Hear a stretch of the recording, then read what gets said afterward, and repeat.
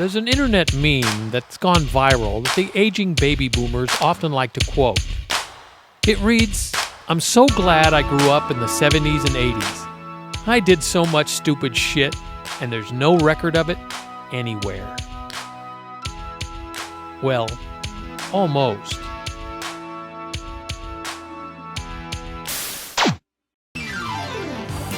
A Baby Boomer's Last Stand is the epic new trilogy by John Alexander Young that takes you on the journey of a true story of a novel life from Truman to Trump, with all the stupid shit that happened in between.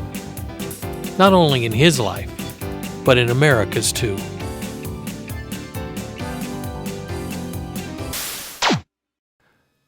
Back in the 1970s and 80s, there was this guy that had a lot of fun. This baby boomer's first stand came when he was the editor and publisher of a groundbreaking national newspaper, and also began producing unique beauty pageants, parties, and promotions in nightclubs and discos, some of which you couldn't even imagine trying to do today.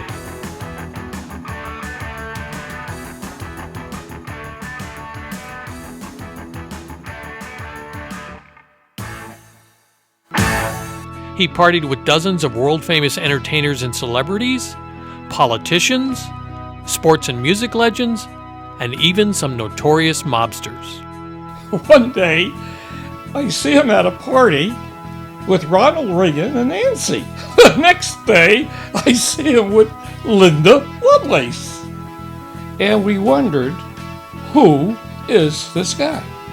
The press and the media of that era especially loved glorifying the way people had fun in those days.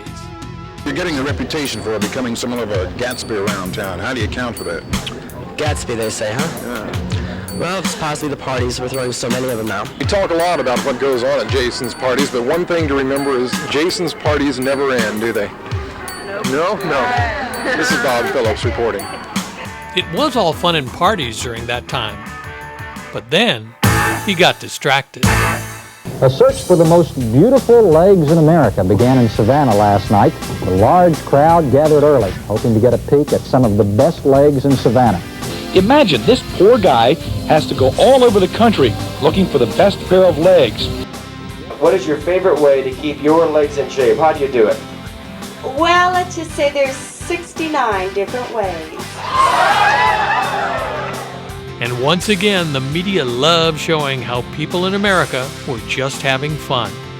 I know it's a tough job, but I'm sure it's one that you've probably found to be fairly enjoyable over the past few years. Well, it gets long and hard every now and then. The hours. I'm sorry, the hours.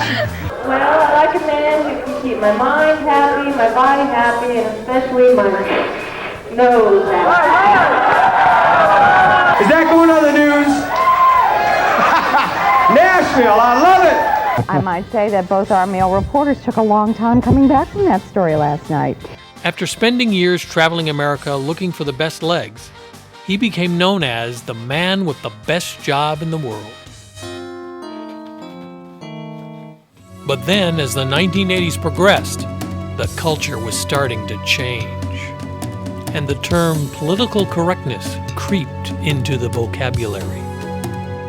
And the media coverage began to change as well. Some compare Jason to Hugh Hefner, others to the Great Gatsby, and some still even compare Jason to the devil. It just wasn't as easy having fun anymore. I guess that depended on what name he was using at the time. He managed to escape shootings, plane crashes, scandals, and even an FBI investigation. But through all the craziness and culture changes, the romances, and the other ways he still tried to have fun as he journeyed into the 21st century, it was always this baby boomer's decades of performing the music of his generation and playing a sometimes rock star that kept him motivated and enlightened. And it was that music and those songs that always reminded him he had a few more cards to play before he made his last stand. He wasn't ready to fold his hand just yet. A Baby Boomer's Last Stand.